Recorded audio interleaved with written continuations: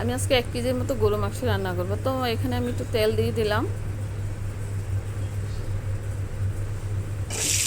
এখানে পেঁয়াজ দিয়ে দিলাম, তো এখানে 2টা তেজপাতা 2টা দারুচিনি দিয়ে দিলাম, 1 চামচ হলুদের গুঁড়া দিয়ে দিলাম, 1 চামচ ধনিয়ার গুঁড়া দিয়ে দিলাম, স্বাদ মতো লবণ দিয়ে দিলাম, 2 চামচ মরিচের গুঁড়া দিয়ে দিব,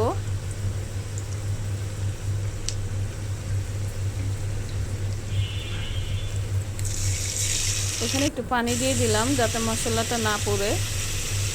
এখানে 2 চামচ রসুন বাটা দিয়ে দিব, 2 চামচ আদা বাটা দিয়ে দিব,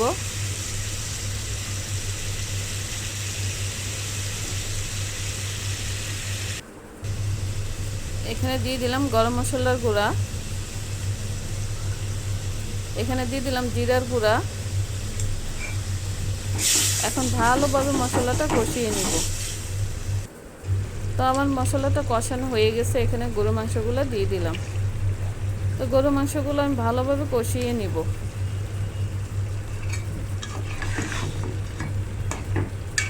তো কিছুক্ষণ নেড়ে চেড়ে নিলাম।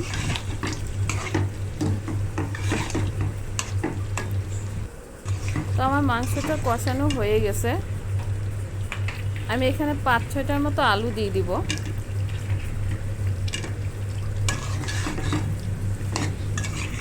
তো আমার মাংস আর আলু কষানো হয়ে গেছে, এখানে আমি একটু গরম জল দিয়ে দিলাম।